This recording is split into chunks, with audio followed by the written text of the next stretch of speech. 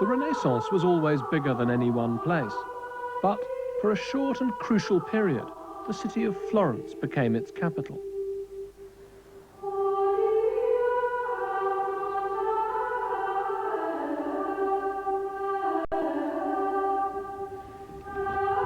It was in this city, during the early years of the 15th century, that men first consciously set out to revive the classical past, to bring it back to life, not just to borrow its forms, as earlier artists had done. The great Florentine masters broke the mold. Inspired by a dream of antiquity, they created new forms of painting, sculpture, and architecture. In doing so, they changed their world and shaped ours.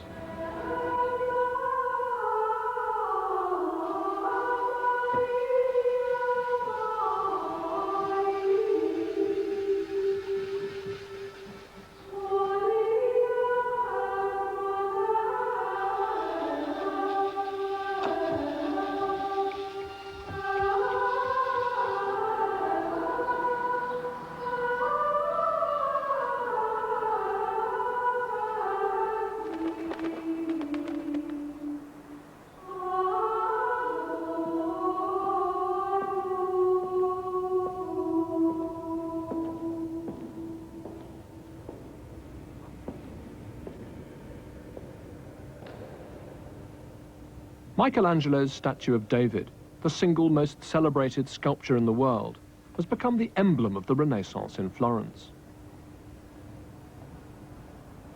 To Florentines, David, the resolute, determined slayer of a tyrant, symbolized the liberty and the long and proud republican tradition of their city. Michelangelo carved his stone giant from a single block of Carrara marble in the early 1500s. But the seismic shift in Florentine life and art that he has come to stand for had its first stirrings a full century earlier, in what Florentines themselves called a great reawakening.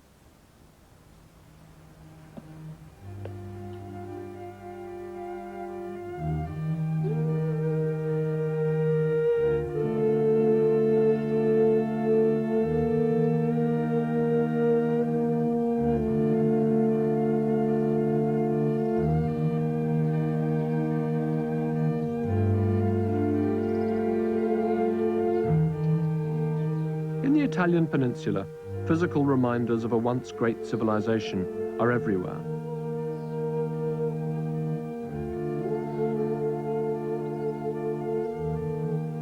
The man who first dreamed of crossing the divide that separated his world from that of the ancients was the son of an exiled Florentine notary, the 14th century scholar and poet, Francesco Petrarch. As an exile himself, Petrarch adopted antiquity as a homeland of the mind.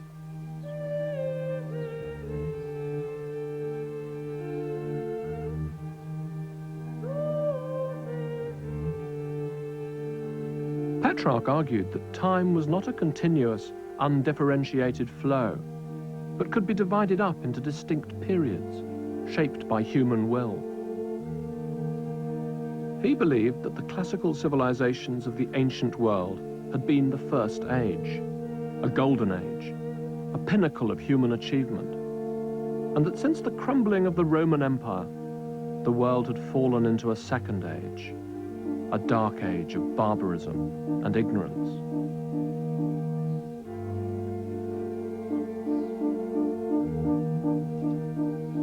If that barbarism and ignorance could be cast aside, then the intellectual and political life of his own time would be reawakened to bring about a third age.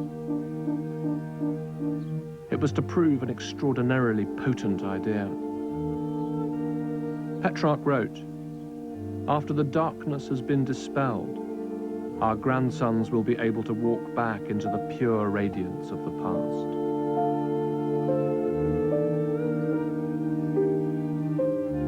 Although Petrarch didn't actually use the word itself, what he was proposing was nothing less than a rebirth, a renaissance. He died in 1374, and he's been remembered as one of the great thinkers, a man who changed the course of Western civilization. But his ideas would never have had the impact that they did if it hadn't been for the enthusiasm with which they were taken up in Florence. In Florence, Petrarch became a cult.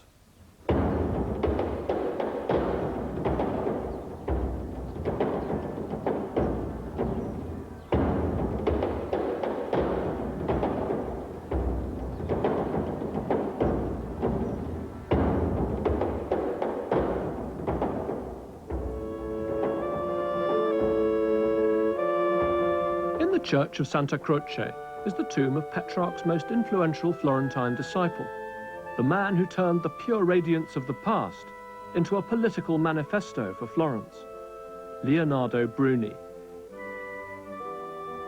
Bruni had been Chancellor of the Florentine Republic, and his tomb was, in its time, the grandest memorial ever built to a single individual in the city.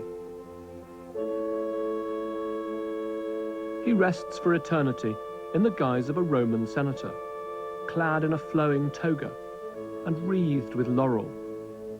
He has the face of a tired old man with slightly sagging jowls. Like a 15th century Winston Churchill, Bruni had spent a long life rallying the Florentines against repeated attempts by their enemies, particularly the adventurous Milanese, to conquer their wealthy and prosperous city. Inspired by the writers of the ancient world, the key to his strategy lay in words.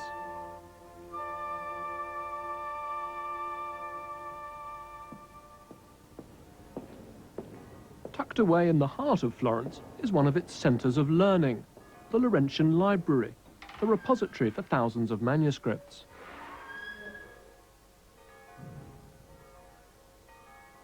The newfound passion for antiquity had led to a great boom in the rediscovery and copying of Greek and Roman texts.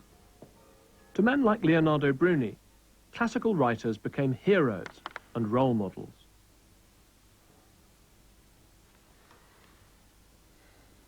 Such was the interest in all things classical that the Florentines even adopted the ancient Roman course of studies, the Studia Humanitatis, the teaching of grammar, rhetoric, poetry, history and moral philosophy. It became the standard curriculum for the elite of Florentine society, and the students nicknamed their teachers humanisti, or humanists.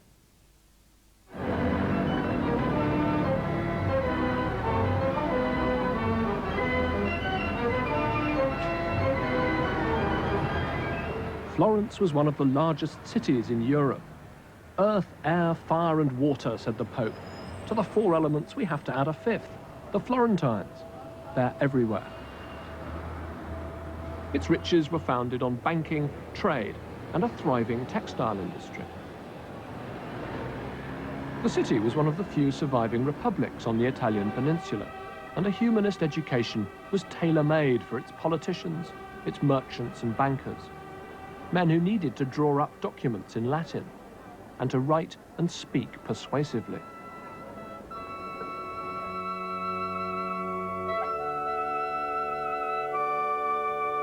Leonardo Bruni's great achievement was to harness the passion for antiquity to his city's particular political needs. In his writings, he painted a picture of Republican Florence as a second Rome, resisting its enemies just as the Roman Republic had stood firm against its enemies.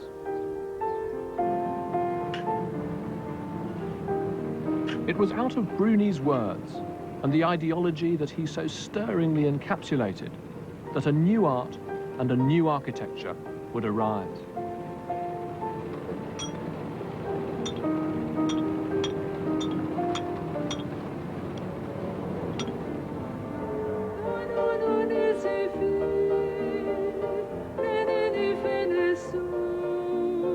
At the very heart of the city is the building where the new, classically inspired image of Florence first showed itself, Orsanmichele. Orsanmichele was the church of the powerful Florentine trade guilds, and in times of political crisis, it was used as an emergency grain store. Here, in the early 1400s, a small group of friends and rivals, among them Donatello, Nanni di Banco, and Lorenzo Ghiberti, created a race of heroes, an unchanging guard of saints and martyrs, protecting the city's spiritual and material well-being.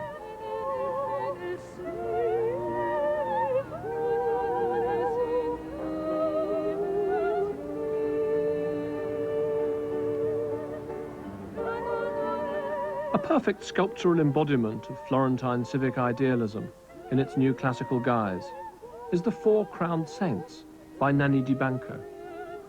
It was commissioned by the Guild of Stone Carvers and Woodworkers. The four men, early Christians executed by the Emperor Diocletian, are the very image of Roman republican fortitude which Leonardo Bruni translated to Florence.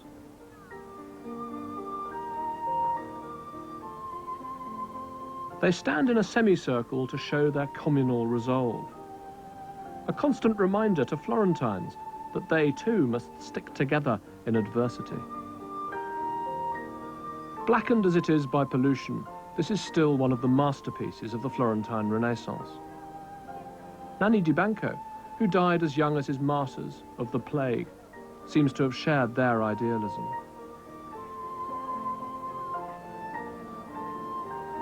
The sculptures on Orsanmichele announced a new relationship between art and the people. Never before had statues been placed in such an intimate relationship with the citizens. It was as if they spoke to the people.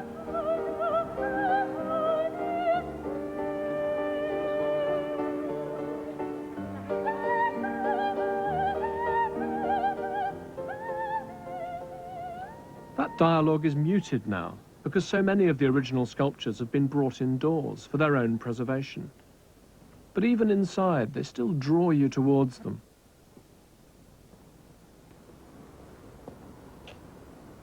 The figure of St. Mark by Donatello was the most accomplished piece of naturalistic carving created for more than 1,000 years.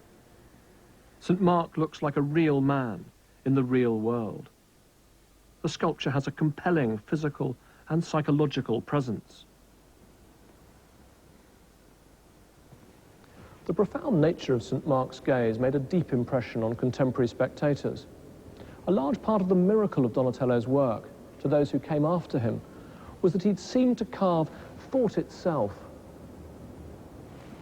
Michelangelo, who loved this sculpture, said that if St. Mark really did look like this, we'd have to believe every single word that he said.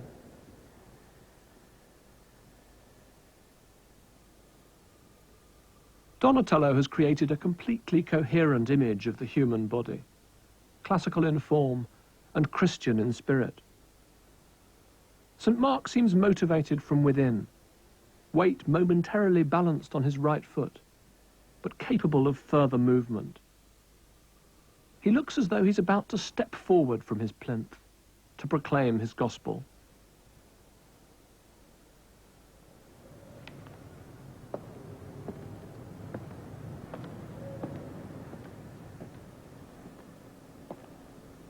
The different Florentine trade guilds and the artists themselves vied with one another to create the most impressive statues for the niches on Orsanmichele.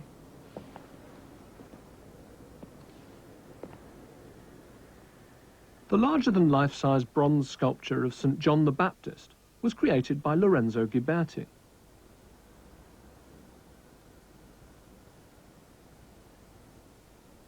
St. John may not quite have St. Mark's sense of impending movement, but this towering figure in a hair shirt has, in its own way, a severe and forbidding presence. And in those vivid, living eyes, we can perhaps catch a glimpse of Ghiberti's own fiercely competitive spirit. Competition was the lifeblood of Renaissance Florence.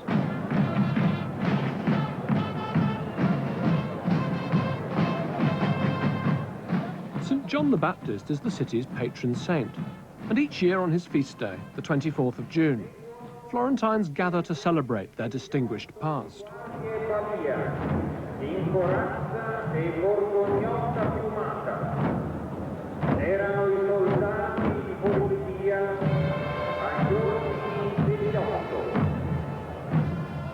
parade into the piazza in front of the church of Santa Croce may appear to be no more than a piece of Renaissance heritage, but it's just the prelude to a startlingly savage contest. Two teams representing different districts of the city have reached the final of a football game, first played in the 15th century, in which all the competitiveness and much of the violence of Renaissance Florence has been kept alive.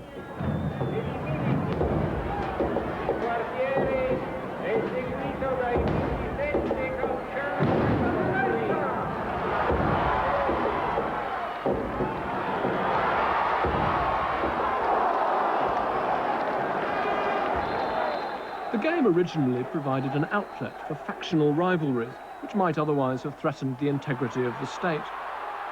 It still seems to perform something like that function today.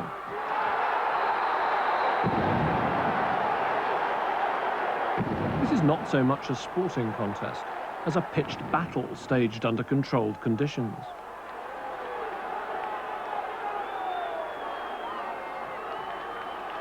A game similar to this was played by Roman legionaries as a sort of training exercise. And in Florence, it was also used as a way of hardening bodies for battle, and at the same time promoting a sense of solidarity among the citizenry.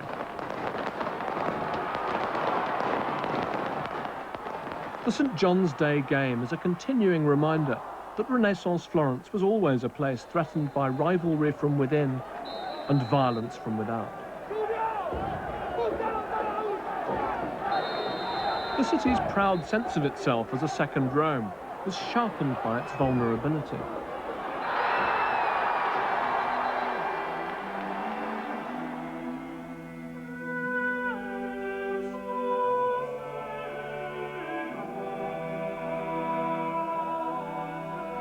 Of all the sculptures created for Orsanmichele, Donatello's St. George expresses most acutely the Florentine Republic's mixed spirit of defiance and vulnerability.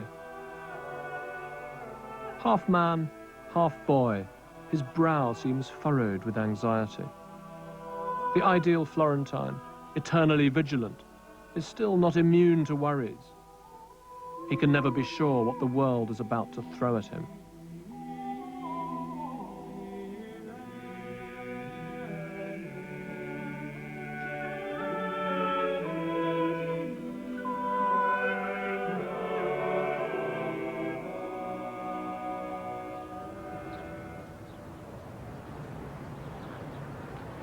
Florence's political propaganda needs to be taken with a pinch of salt. The Florentine Republic never was a democracy in the modern sense, and in any case, there was something faintly hypocritical about its cult of liberty.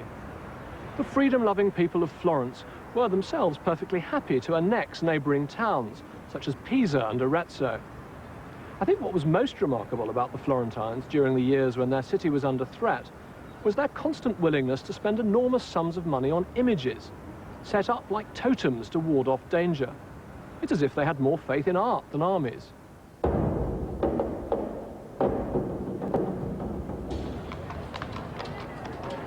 The niches of the cathedral bell tower, designed by Giotto in the 14th century, which had remained empty for 50 years or more, were filled, one by one. Across the city, a great stone chorus went up, proclaiming the indomitability of the Florentine Republic.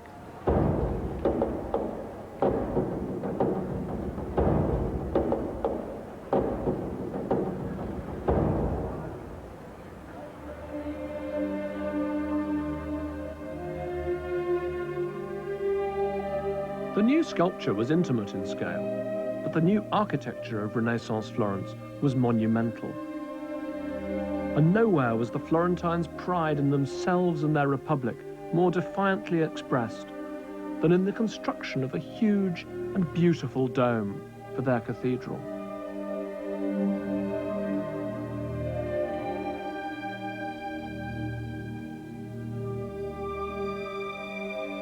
It was designed and engineered by Filippo Brunelleschi.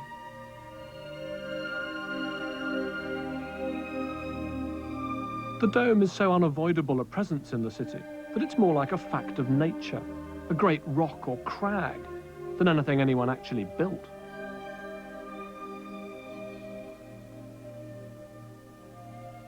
It seems that Brunelleschi wasn't always the easiest man to work with, and he refused to show his plans to the committee in charge of appointing an architect to build the dome. He didn't want anyone stealing his ideas. The story goes that at one meeting, he finally overcame the committee's skepticism about his suitability for the job by producing an egg. "Whoever can stand this egg on end," said Brunelleschi, "should be given the commission."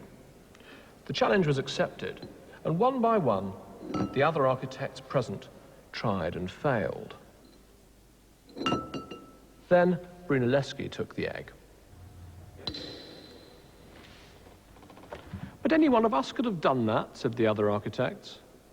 "Yes, and you'd be able to build the dome if you could see my plans," said Brunelleschi.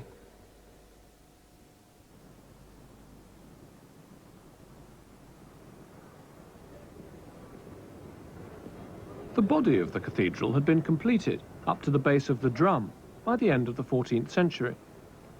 The challenge for Brunelleschi was to find a way of crowning such an enormous structure with its dauntingly wide crossing without having to put up a vast forest of scaffolding. This conventional method would have used up all the trees in Tuscany. As you climb the 463 steps to its summit, you get a sense of how he solved the problem. He devised a method of construction which made the dome self-supporting, allowing the workforce to ascend securely within the dome as they built it.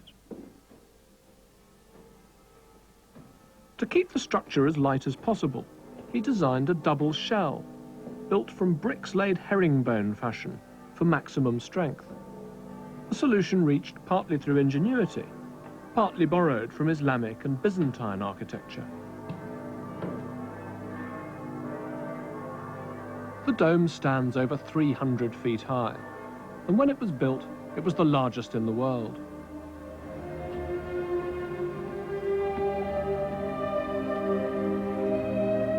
To those who lived in its shadow, it showed just how much one man could do, and how far he could rise above the ordinary. While it signaled the city's self-confidence, it also symbolized something less tangible, if no less significant. An enhanced sense of human potential, a new and irrepressible spirit of active will.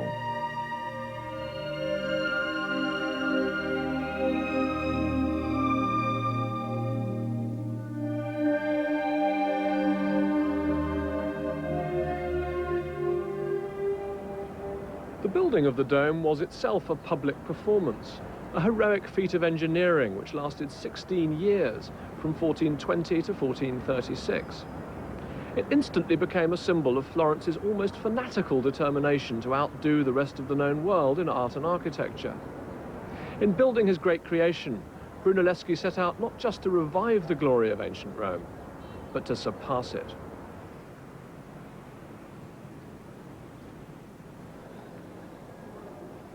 The Gothic character of the cathedral meant that it wouldn't have looked right, or even been possible, to build the new dome in a classical style.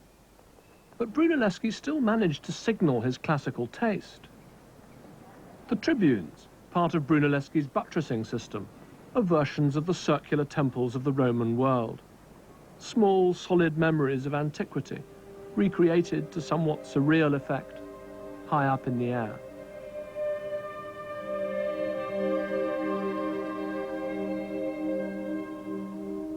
Brunelleschi never quite finished his great work, leaving a ring of rough masonry at the base of the dome. After his death, a plan to add an arcaded gallery was stopped by Michelangelo. He understood that the grandeur of the dome was all important, that it wasn't some bauble to be filigreed to a finish.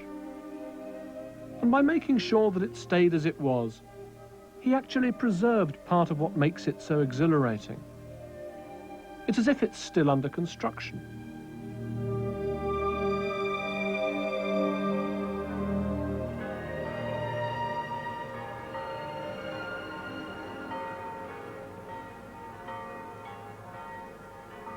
During these years, the Florentines also began to reshape the open spaces of their city. These ceramic roundels of babes in swaddling clothes decorate Brunelleschi's foundling hospital, which he'd designed before starting work on the dome. The square of which it forms a side is one of the earliest examples of town planning in the modern sense. But it also has deep roots in the medieval past. It's as if the private world of the monastery cloister has been turned outwards to form a public space.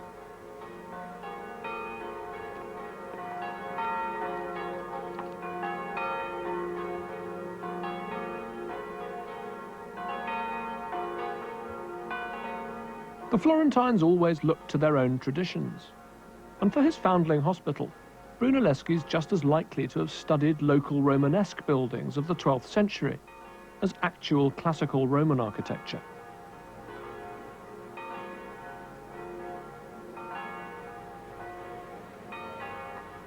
What comes across in the piazza above all is a social ideal, rather than any doctrinaire notions of classical correctness.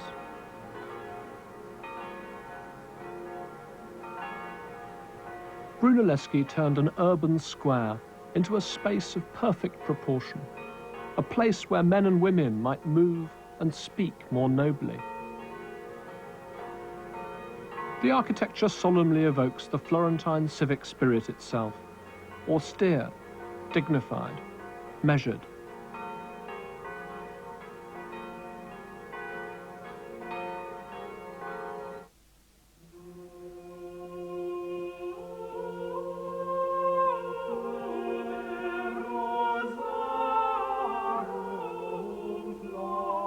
Brunelleschi's dream of creating an architectural style all'antica, in the antique manner, was most fully realized in his design for the Church of Santo Spirito. Petrarch had said that writers inspired by ancient literature shouldn't simply copy it to the letter, but seek to emulate its spirit. And Brunelleschi applied the same principle to building.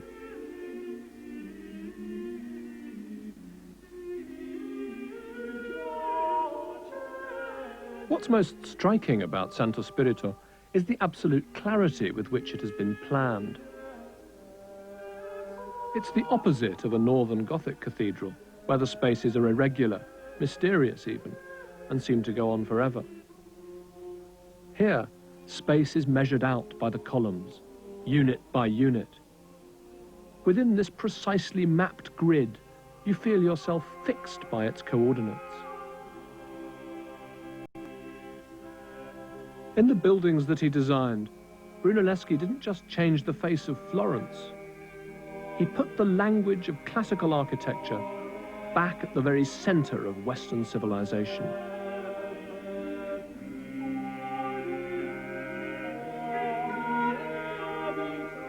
What's sometimes forgotten is that Brunelleschi may well have turned to architecture because he'd lost out as a sculptor. In 1401, when he was a young man, a competition had been held to decide who'd get the commission to create a set of bronze doors for the city's baptistry. Brunelleschi's main rival was Lorenzo Ghiberti. The octagonal baptistry of St. John is one of the oldest and most revered buildings in Florence. Under the great 13th century mosaic ceiling, a baby baptized into the city of God was at the same time baptized into the city of Florence. Bianca, io ti battezzo nel nome del Padre e del Figlio e dello Spirito Santo. To decide who was to get the job, Brunelleschi and Ghiberti were each asked to make a sample panel, illustrating the story of Abraham sacrificing his son Isaac. In his panel, Brunelleschi responded with an almost peremptory, inspired brusqueness. Abraham looks as though he is about to dismember his son, a skinny, crouching boy, not merely to kill him. Sara, io ti battezzo nel nome del Padre e del Figlio e dello Spirito Santo. Ghiberti's panel offered a more suave approach. His Isaac is a beautifully fashioned Greek nude, and he twists gracefully towards the knife. Abraham hesitates, as if transfixed by the boy's beauty. The jury gave the commission to Lorenzo Ghiberti. Perhaps it helped that he'd used less bronze than Brunelleschi by casting his panel in a single piece. The Florentines liked to save money. The 28 panels on the new doors depict stories from the scriptures, and to stand before them is to be transfixed again and again by the flash of a sudden, memorable image. It's like reading the Bible by lightning. In the Annunciation, Archangel Gabriel confronts a sinuous, recoiling virgin who seems shocked to the core by his news. Christ drives the moneylenders from the temple with tremendous force. There's something wonderfully comical about the way they're all reeling backwards, falling over each other like 15th century Keystone Cops.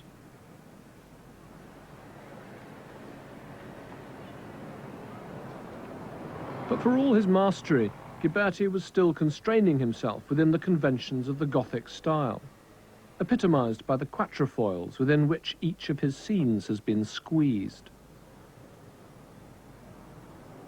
When Ghiberti was commissioned to make a second set of doors for the baptistry, he knew a repeat performance wouldn't quite do. The language of Florentine sculpture had been constantly evolving, and the style in which he'd done the first set of doors was already old-fashioned. Of course, artists had always tried to improve on their own earlier efforts, but what marked out the Florentine artists of this particular period was the sheer intensity of their desire to keep up to the minute, to experiment and to innovate. Ghiberti had started out in competition with Brunelleschi. Now, he was in competition with himself. Ghiberti laboured from middle age to old age on the second set of doors. Michelangelo thought them worthy enough to adorn the entrance to paradise. Ghiberti, a man never slow to promote himself, must have been rather pleased with his work as well. He included a self-portrait bust as a flourish.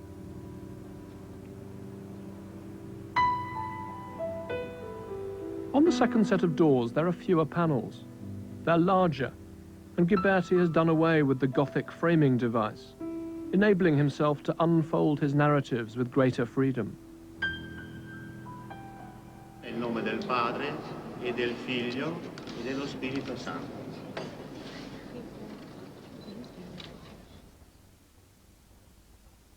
When he transformed his style, I think Ghiberti underlined the fact that a great change was taking place in Western art. The notion was born that an artist could completely renew himself, could undergo a personal form of renaissance.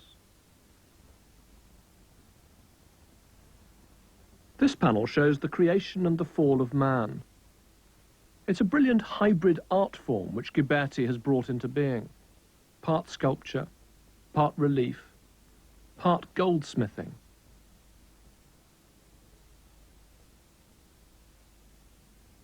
In the panel of Jacob and Esau, Ghiberti places the story in a classical city. Jacob deprives his brother Esau of his birthright and tricks his father Isaac into giving him the blessing proper to the firstborn son. This trio of women in wind-blown gowns is, for me, one of the most beautiful groups in all of art. They have been Midas touched by Ghiberti's hand.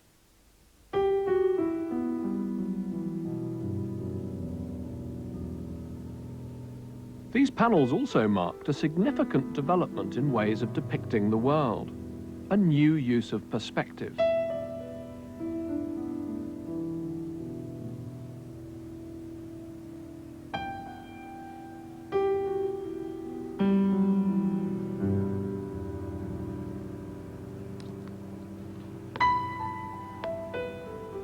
Ghiberti's rival Brunelleschi had established a mathematical formula for accurately reproducing, as an illusion on a flat surface, the way the eye receives images of reality.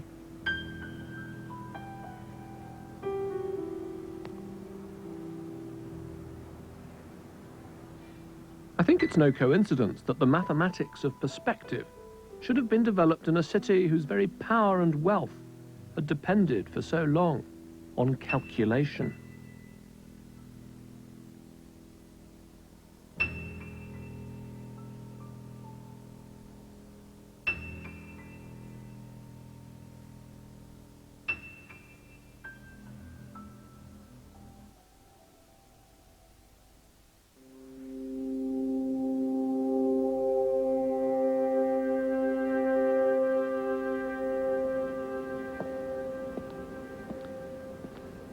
The Trinity, by the Florentine artist Masaccio, in the church of Santa Maria Novella in Florence, was one of the very first paintings created using the new rules of perspective.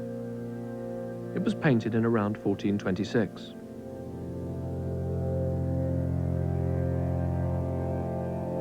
According to those who have studied the mathematics, the viewer is to stand 6.12 meters from the image to appreciate the perspective effect fully. I happen to think it's also designed to be seen from a kneeling position.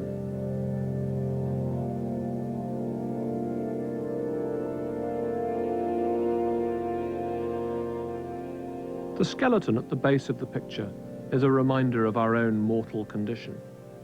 The inscription reads, "I was once what you are, and what I am, you also shall be." With that truth in mind, the eye is led up to the couple who paid for the fresco, and then up and in to John and Mary. The Mother of Christ, her arm raised, directs us out of our world and into the theological space of the chapel beyond. We see Christ raised aloft on the cross, and above his head, the white dove of the Holy Ghost. Further back, at the apex of the picture, we see the awesome face of God the Father.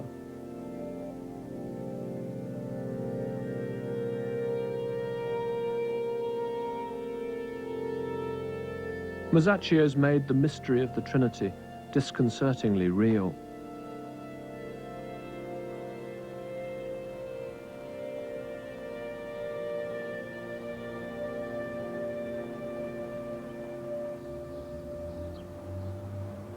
Masaccio may well have used architectural plans supplied by his friend Brunelleschi to achieve the realism of his fresco.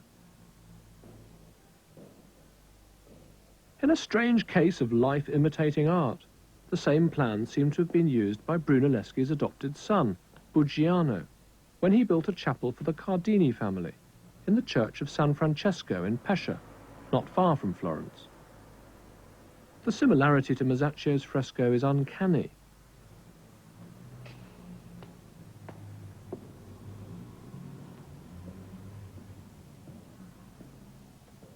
What the geometric rules for perspective gave to artists and architects alike was the ability to conceive space with precision.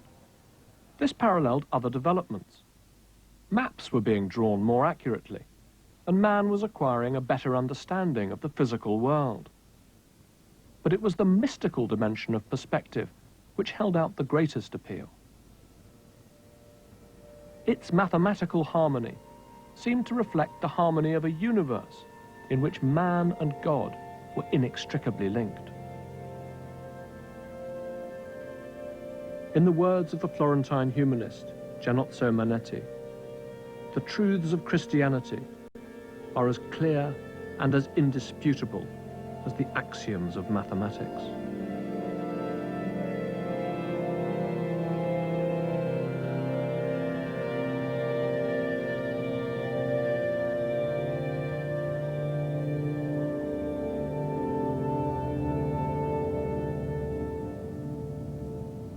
The use of perspective was to remain the dominant convention of Western painting until Picasso came along with his cubist hammer and smashed it to pieces. But there's one popular preconception about its early use which needs to be treated with special care. During the 19th century, the idea took hold that the introduction of perspective in art had announced a new age of scientific objectivity and had begun to spell out the death of religion. This has become one of the great myths about the Renaissance.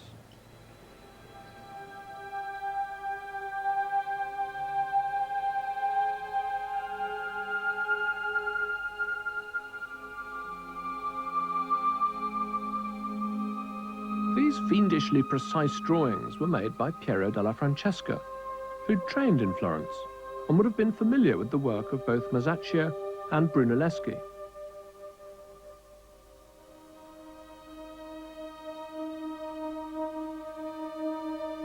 They show the artist's determination to explore every avenue of possibility opened up by perspective. But we shouldn't think of these diagrams as harbingers of a modern scientific outlook. They were very much the means to a religious painter's end.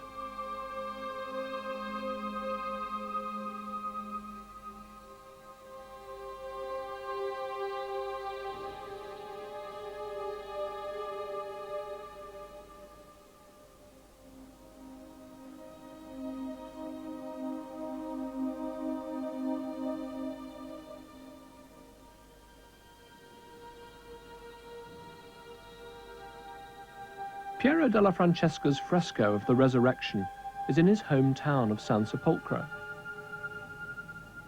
At first sight, it's a rather baffling picture. Piero plays a push-me-pull-you game with the viewer. It's hard to know exactly where to stand to look at it.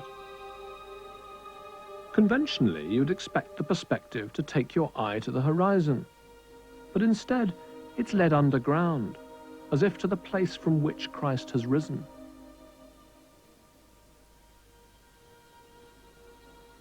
The horizon itself is flat and unyielding. There's no vanishing point here. It's a kind of barrier to vision.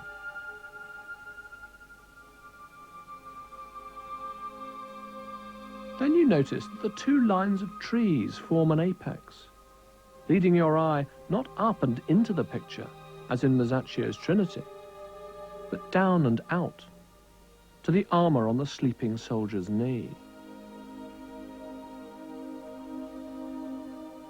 Align yourself with his knee, and I think you find yourself standing where Piero wanted you to be, looking up in awe at the resurrected Christ. And then you realize that this sophisticated painting contains one more perspective: Christ's. It's the picture that's doing the seeing, looking out through the door it faces and beyond.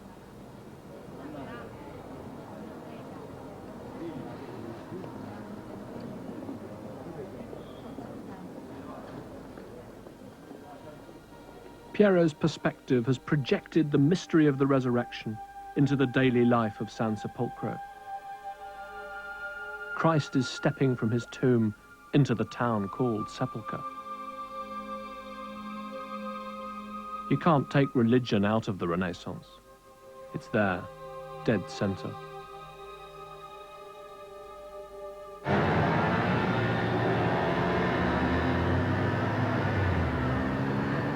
Piero della Francesca was just one of a host of artists who took inspiration from Masaccio. The 16th century chronicler of the Renaissance, Giorgio Vasari, tells how generations of artists, including Michelangelo and Raphael, would cross the River Arno to pay homage to his work.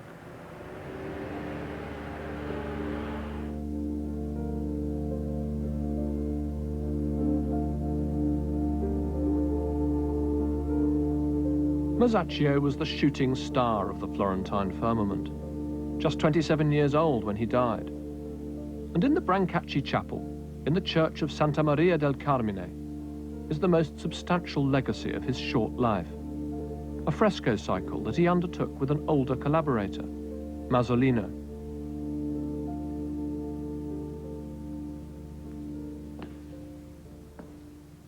In the tribute money, Jesus and his disciples stand by the Sea of Galilee. They're confronted by a tax collector, and Jesus tells a slightly bemused Peter that if he catches a fish, he will find the money they need in its mouth. Peter catches a fish and removes the coin from its jaws. Masaccio has distilled 3 moments in time to a single frame. To the right, Peter pays the tax collector his tribute, thrusting the money into his hand with contempt.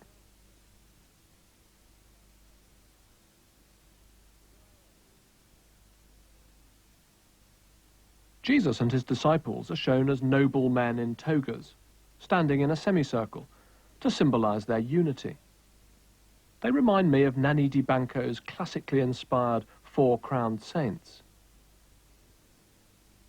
Masaccio was a self-consciously up-to-date artist. But he also looked back in time to his great Florentine predecessor, Giotto, whose work was the ultimate source for his heavy sculptural figures and his momentous sense of drama. The folds in the robes are subtly echoed in the folds of the landscape behind them, a comparison intended perhaps to indicate the rock-like solidity of the Christian church. And the standing of these men has been emphasized by Masaccio in a literal sense too. They have large, coarse feet, and their toes are splayed out on the dark red earth. They stand firm.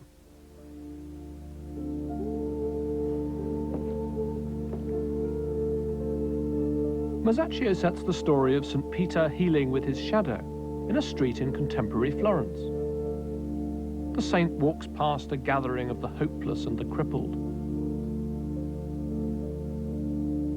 His shadow falls across a man with withered legs. The picture has an almost unnerving documentary quality, the authenticity of a real scene remembered. Masaccio paints man as he is, with tremendous sympathy.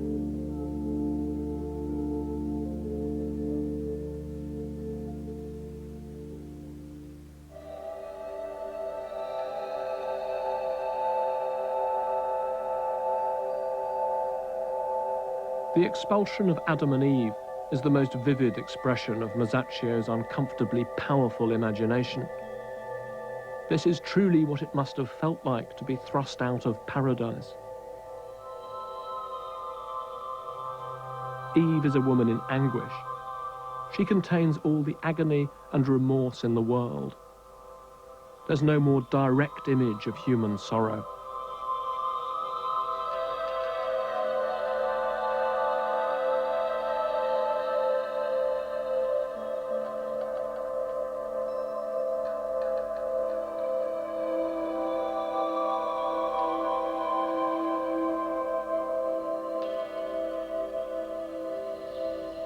When Masaccio died in 1428, Brunelleschi said simply, "We have suffered a great loss." He was right, all the more so when you bear in mind that it was really just a handful of friends and rivals, no more than 4 or 5 people, who were responsible for changing the face of Florentine art. But for me, there's one artist above all, above Masaccio, above Ghiberti, above even Brunelleschi, whose work epitomizes the energy and the genius of Renaissance Florence. And that's Donatello. According to legend, this is Donatello painted by Masaccio in one of his Brancacci chapel frescoes.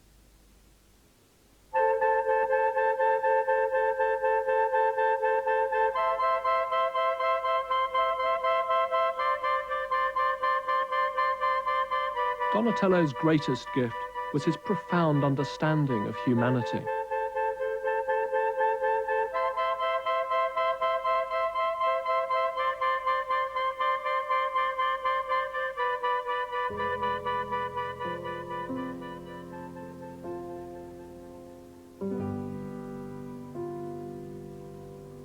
In his wooden sculpture of Mary Magdalene, so appallingly raw in its realism, Donatello has managed to get thoroughly under the skin of the Christian ascetic mentality. The result is extremely disturbing.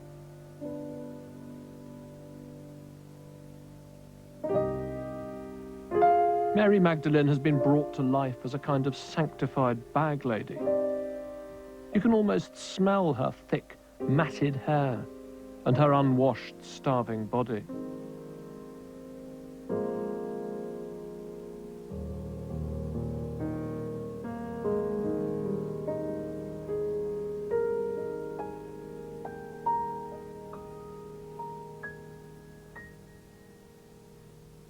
Donatello's readiness to explore every extreme of human identity makes him a very difficult artist to pin down. He annihilates himself in his subject matter again and again, to such an extent that it's not possible to talk about Donatello's style because he has so many. The only other figure I can think of with his infinite variety, his ability to move so effortlessly from the heroic to the pathetic, from comedy to tragedy, and yet always to seem at home, is that rather later Renaissance dramatist, William Shakespeare. One of Donatello's most theatrical works is this delicate Annunciation, where he staged the moment of Christ's conception as if it were a classical drama.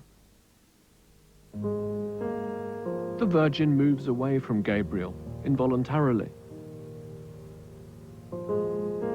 At the same time, she turns her face towards Gabriel, and their eyes meet.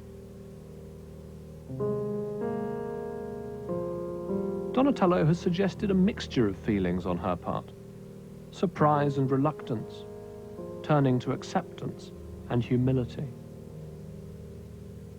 Mary is a classical maiden who has been bent out of true, stunned by the import of what she has just learned.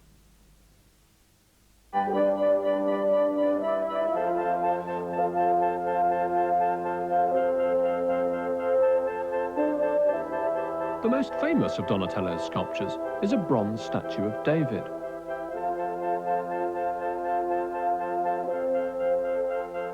David the giant killer, like St. George the dragon slayer, carved by Donatello earlier in his career, was an alter ego of Florence. There used to be an inscription at the base of the statue, overtly proclaiming him as a symbol of Florentine liberty. But I think there's more to the sculpture than political symbolism. David is a cold but sexy boy with a strangely feminine body. We see him in a kinky state of undress, wearing only a helmet and a pair of very fine boots, which seem to make his nakedness all the more alluring.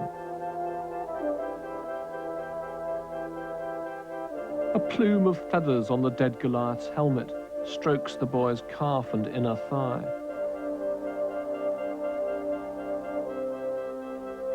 David was made for a private patron, probably a member of the Medici family, who may well have had more than a merely aesthetic interest in the young, nude male figure.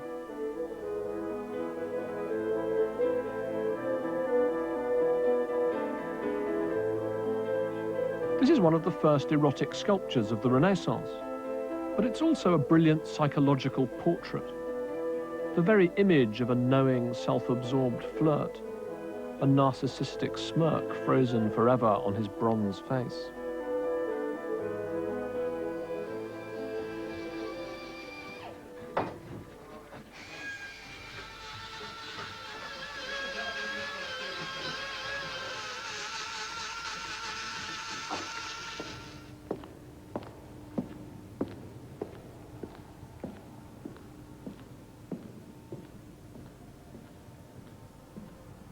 When he created his own David, over 50 years later, Michelangelo turned away from Donatello's troubling psychological realism. His David is idealized, an attempt to embody a dream of anatomical and spiritual perfection, which was to haunt Michelangelo all his life. This sculpture belongs squarely within the Florentine tradition of civic statues that had begun in the niches of Orsanmichele. But it expresses the values of a very different period of the Italian Renaissance, a time when the artist had started to think of himself as a god or colossus.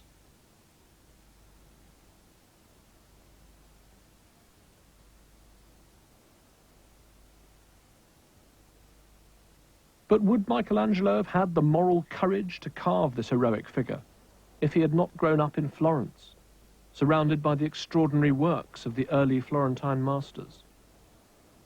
I doubt it.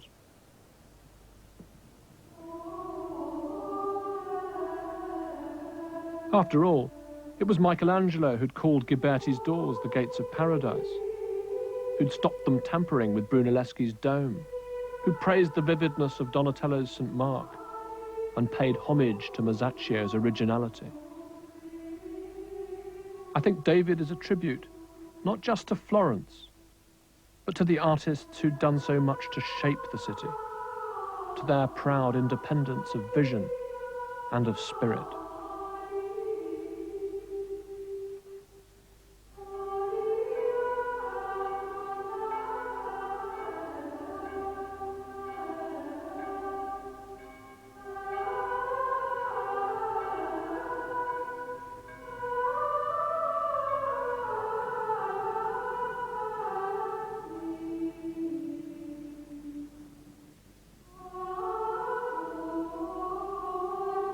Many winds of change blew into Florence during the 15th century, and the result was a whirlwind of energy and invention. There are times and places when mankind has, through some unforeseen conjunction of genius and circumstance, taken a great leap forward. Florence was one of those places. When they looked back to antiquity, the great Florentine artists discovered more than new ways of making art. They found themselves. And that, I think, was their greatest legacy to the future, to us. A heightened sense of curiosity about character and motive, an immensely richer sense of what it might mean to be a human being.